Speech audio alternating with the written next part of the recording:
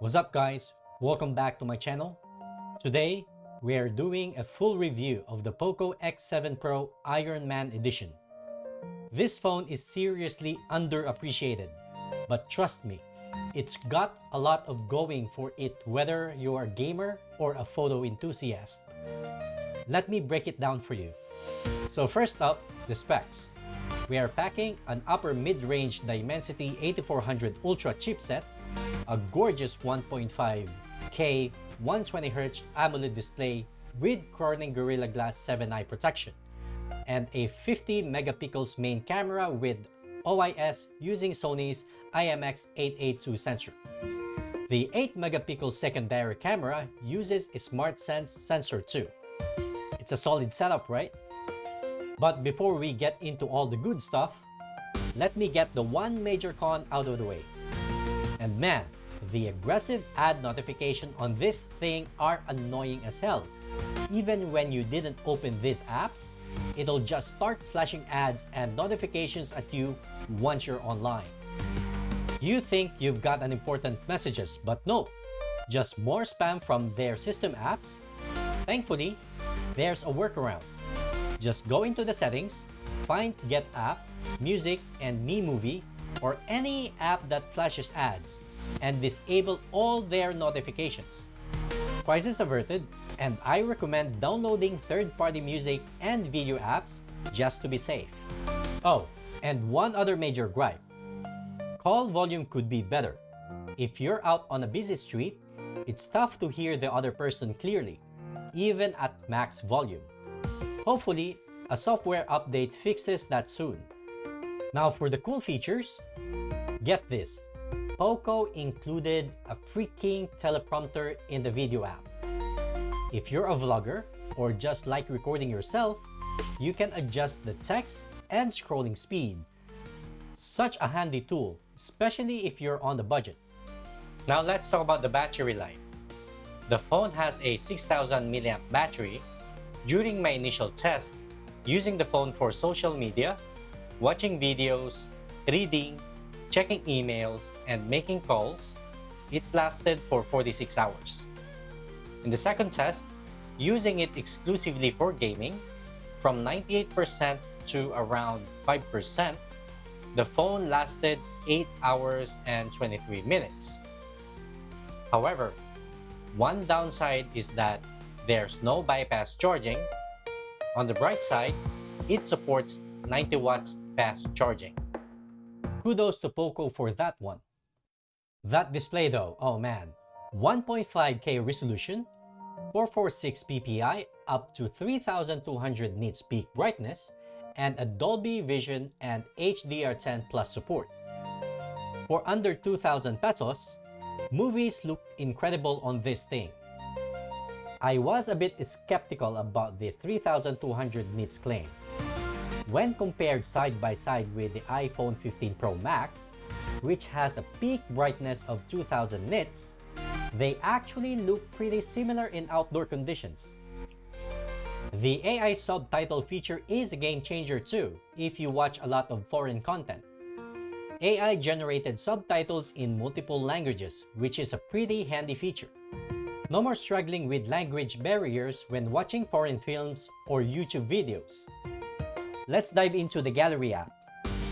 The AI editing tools are pretty wild. You can enhance resolution, adjust aspect ratios, erase objects or reflections. Now let's start with sky, which obviously changes the sky scene of your photo, but one thing I loved about it is the dynamic, which adds animation to your photo. And you have a lot of options to choose from. Once you've chosen a scene, it will now create a video like this.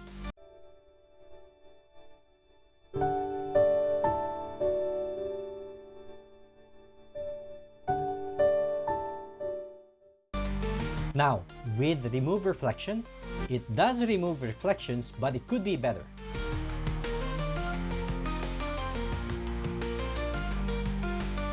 With the eraser, you can choose Pro and non-Pro to erase objects. It's not perfect, but I'm satisfied with what it did.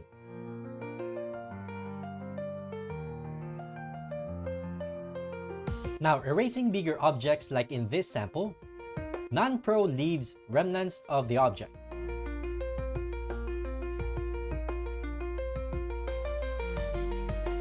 While Pro, instead of erasing the object better, replaces it instead.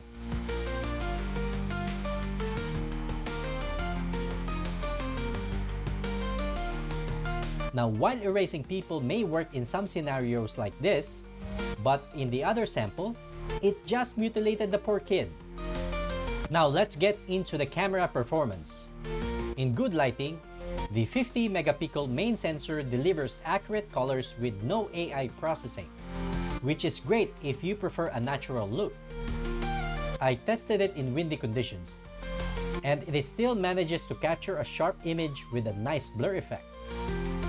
However, in certain shots, I noticed that background details and sharpness weren't always the best, especially when there were complex colors in the scene. That said, motion shots came out well, with minimal blur, which is impressive for this price range. Zooming in, 2x zoom looks good, and even 10x zoom manages to hold up surprisingly well. Low-light performance is solid, with colors looking accurate and the night mode effectively reducing the bloom effect from the bright lights. The front camera is 20 megapixels Omni Vision sensor, and it performs really well. Skin tones look natural, sharpness is balanced.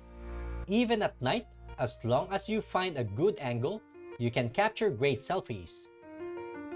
When it comes to video recording, the phone does a decent job. Highlights can be a bit too strong, and skin tones sometimes look powdery or overly smooth. But stabilization is automatically enabled, which is a plus. In low light, it performs similarly to other mid-range phones. Usable but not the best. The front camera records well in daylight, and in low light conditions, it's decent enough for casual use. Finally, let's talk gaming performance. The Dimensity 8400 Ultra, paired with 12GB of RAM and 512 of storage, makes this phone a gaming powerhouse for its price. I tested Genshin Impact and Diablo Immortal, and the highest recorded temperature was 42 degrees, with an ambient temperature of around 26 to 27 degrees Celsius. Thanks to POCO's liquid cooling technology, overheating wasn't an issue. For casual games like Mobile Legends and Call of Duty Mobile, the phone had no problems. With Genshin Impact on highest settings at 30 frames per second, there were no noticeable frame drops or lag. Diablo Immortal at high settings with 60 frames per second also runs smoothly. Overall, the POCO X7 Pro can handle all AAA mobile games, though how high you can push the graphics settings will depend on the specific games. So what's the verdict? The POCO X7 Pro is underappreciated by consumers and vloggers alike. It's an impressive mid-range phone with a stunning display, a strong battery life, capable cameras, and a solid gaming performance. The aggressive ads and weak call volume are drawbacks, but they're fixable. If you're looking for a powerful phone at a great price, this might just be the one for you.